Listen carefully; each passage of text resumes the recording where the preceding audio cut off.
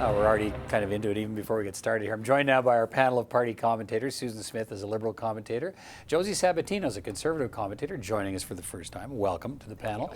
And Robin MacLachlan is an NDP commentator. Good to see you all. Good to be here. Let's start with Donald Trump and Justin Trudeau and the meeting on the sidelines of the NATO summit, and President Trump saying Canada's only slightly delinquent in its defense spending commitments. But what caught my attention was his threat that he might punish countries that are delinquent in their spending with trade sanctions. Not that the U.S. wouldn't be there to defend a NATO partner under Article 5, but maybe trade sanctions. Susan, do we need to worry about that now as we're trying to get, and he talked about it today, he talked about the Democrats being slow to push the new NAFTA through Congress, and yet he's holding this other sort of thing over us. I think it's prudent always to keep an eye on Donald Trump and whatever he said. He is so mercurial that he can change his mind at the whim of a tweet, and the U.S. government then scrambles, or allies or foes then scramble. So I think the Canadian government is always watching what he's going to do. I would say the overall tone of that news conference was good, or as good as you're going to get from Trudeau,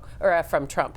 Mr. Trudeau survived the news conference, which is all you would. That's all I would brief the Prime Minister to do. And to be fair, just so let him go. People understand these things, right? It's billed as a photo opportunity. Sure, and Trump's crazy. It's expected to be a what they call a spray of the room. You go in and the two leaders shake hands, sit down, might say, great to see Justin again, great to see Donald Trump again, and they move on. But it turned into a question and answer session with Donald Trump, really. Josie, what do you make of what you saw today? I think in the face of these kind of trade threats, it was incumbent on Justin Trudeau to have a serious face in this meeting. And when he was asked about NATO spending, he didn't even have the numbers on hand. So that was a little bit concerning to see. That he wasn't briefed on this issue, and that he didn't have a quick answer to the president asking him about what our defense spending was. He called in the chief of the defense staff was sitting there and gave him the number, which was 1.31% of GDP is what we're spending now, and that was rounded off to 1.4, which seems like a large rounding when you're talking about billions of dollars in defense spending. Robin, what do you make of this sort of exchange? And do we need to worry about Donald Trump punishing Canada if we don't keep pushing that number up? Well, if we get obsessed with worrying about what Donald Trump's going to do, we're not going to get anything done in government. Let's also keep in mind that Donald Trump started his tenure as President of the United States by questioning the value of NATO, and with some tough talk to NATO members, and he's tried to point to some European examples of how it's worked. Well, when your economy is in the shape that it is in Greece or Bulgaria, it's not too hard to get to 2% of GDP, because it's a percentage, it's a ratio thing. So if Canada was to get to 2% of GDP, that would be a terrible misuse of funds at this time. How come? Because there are much bigger problems in our country that require the $140 billion it would take to get to an annual 2% of GDP in defense spending.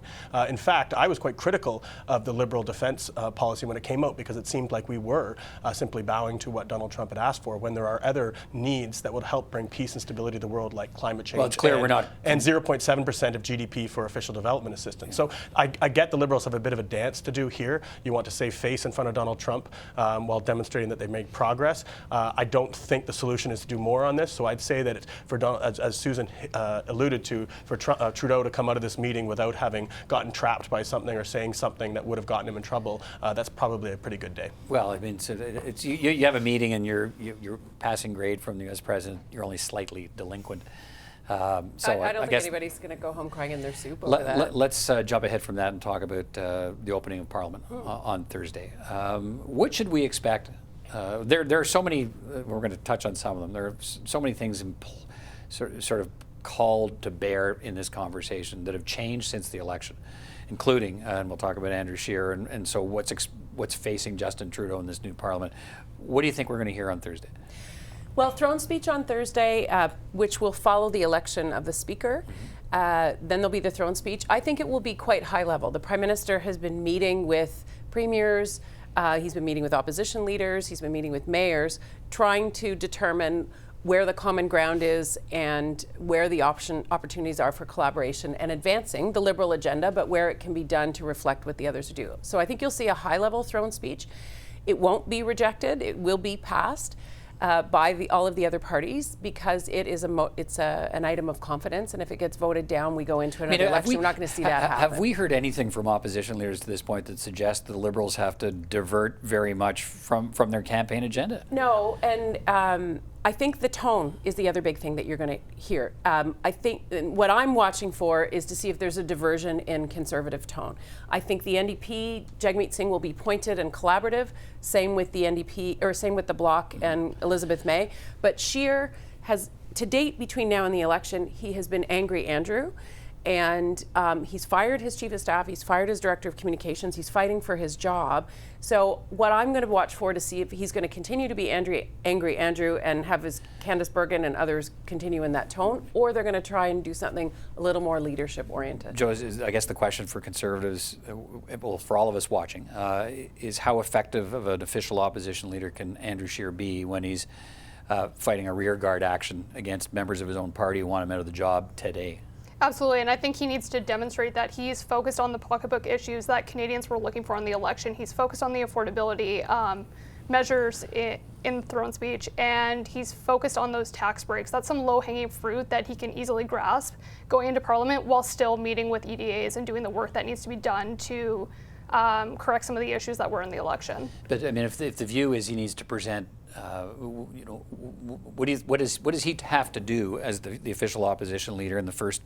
We're only going to get 7, 8 working days in the first go-around before they take a Christmas break. But who's the audience for Andrew Scheer in the first few days of Parliament? Absolutely. It's those people unemployed in the energy sector, those people fighting for their jobs in the forestry sector. It's the middle-class Canadians who were looking for those tax breaks in the election. Is there anything you can do to convince Conservatives who want him gone with a performance in the House that, wait a minute, maybe we should give Andrew more time? I think those are the things that he needs to focus on in the upcoming days, is working to get some of that low-hanging fruit done. And then on the side, he will work with the EDAs and hear them out on some of the issues. Robin, what are you expecting to see? Well, I mean, I think, you know, Susan's right that tone is important for the Prime Minister. And I think it's important because we're not going to see like specific policy proposals on things like pharmacare or on some of the campaign components. I'm sure the tax cut will be in there. I'm sure some of the, as Josie's talking about, low-hanging fruit will be spelled out. But what matters more is that does he strike a chord in the speech from the throne that at least tells the opposition leaders that met with him that he was listening to them, that he generally actually wants to make this Parliament work? Or does he strike a tone that suggests that I'm pretty close to a majority, so I'm going to govern like I'm in a majority? And that would be, I think, a misplay, and I don't expect to see that. But you know, obviously he only needs the support of one of the major opposition parties to pass the speech from the throne. The question is, too, if I'm a Liberal strategist, I don't want to give Andrew Scheer anything that helps him find his footing. Because if you do give him something that he can kind of find his stride and strike a tone that demonstrates that he is speaking to the people that Josie's talking about, that's not going to help the Liberals. They want him to continue to be focused inwards on his party, right, rather than to use the platform of Parliament actually to say, okay, well, maybe this guy, we give him a second shot. I mean, I think they want to keep him where he is, focused internally. Has Andrew Scheer's situation, stay with Robin for just a moment, has that, it's kind of interesting to me that the Andrew Scheer situation has removed any sort of critical analysis of Jagmeet Singh and his performance in the election. Now, nobody's talking about his job being on the line. What do you make of that? Well, I would say Jagmeet Singh probably had more to do with that than Andrew Scheer. Abacus Data came out with numbers looking at all of the leaders and their favorabilities, and Jagmeet Singh is the only one of the national leaders who's in positive, with 11 points in the positive in terms of those that approve of him versus disapprove. So that's more on the other leaders to improve their own numbers. It's true that New Democrats are still disappointed. In spite of having more influence in this Parliament than we ever did under Thomas Mulcair, it's still disappointing to have lost seats and lost key seats. But what Jagmeet Singh did for himself, though, the party is a different question, and he has to answer for that too. But he proved that he's the campaigner, and this is his party, it's his caucus, and he gets the leeway to demonstrate that he can make Parliament work. Got about a minute left, so quickly, Susan. Jagmeet Singh has to go. He has to get control of this caucus. Before it wasn't his caucus. I think he's got a better shot at that now that they've been through an election together. But he also has to demonstrate to Canadians that he has some mastery of the files. He was weak on that in his first go through in Parliament, so we need to see evidence of a bit more seasoned Singh.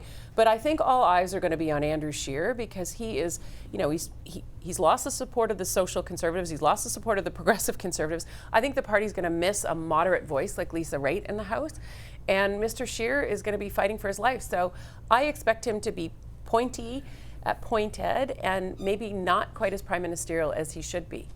Josie, you worked in that office. Should Andrew Scheer stay in that job, or does he need to go? I think he's indicated that he plans to stay, and ultimately it'll be up to the membership in April to decide. Do you favor that? Do you favor getting to the convention and having membership decide, or yes, there are conservatives who want him gone now? I do believe the grassroots will ultimately make the decision, and I agree with that. There's a process in place, and I think we should honor that. All right. Do you think he should be gone? I'll leave that to the membership to decide. All right. She's good. That's good. Okay. He can stay as long as he likes. That's excellent. Let's go another 15 minutes. I'll keep asking. No, we're done. Thank you all. Thank you, Peter. Thank you.